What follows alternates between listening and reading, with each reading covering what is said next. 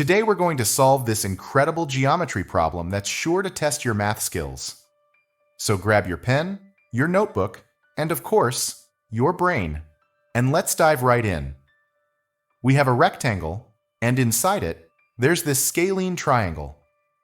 The sides of the triangle are 13 units, 20 units, and 21 units. Our job is to find the value of this missing piece, labeled as x. So, can you solve it? You can pause the video and take a moment to think about it. Alright, let's get started. As soon as we see a triangle with all three sides given, one formula immediately comes to mind. Can you guess which one? Yes, you're absolutely right. It's Heron's formula, the one we use to find the area of a triangle when all three sides are known. So let's label the sides as A equals 13, B equals 20, and C equals 21. Now the first step is to find the semi-perimeter, or S. That's A plus B plus C divided by 2. So S equals 13 plus 20 plus 21, all over 2, which gives us 27 units. Next we'll find the area using Heron's formula. Area equals the square root of S multiplied by quantity S minus A, multiplied by quantity S minus B, multiplied by quantity S minus C. Substitute the values in, and we get area equals the square root of 27 times quantity 27 minus 13 times the quantity 27 minus 20 times the quantity 27 minus 21. That's the square root of 27 times 14 times 7 times 6. Now let's simplify it step by step. 27 is 3 cubed. 14 can be written as 2 times 7, and 6 is 3 times 2.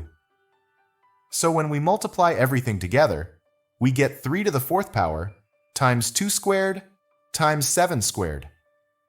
Taking the square root of that gives us 3 squared times 2 times 7, or 18 times 7, which equals 126 square units. Pretty neat, right? Now let's label this height as y. Here's the cool part.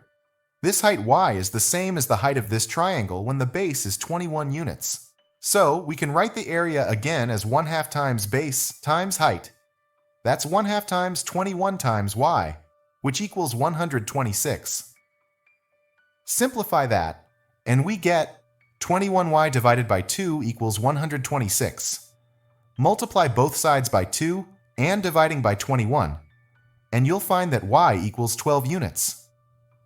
Nice. Now let's focus on this right triangle here.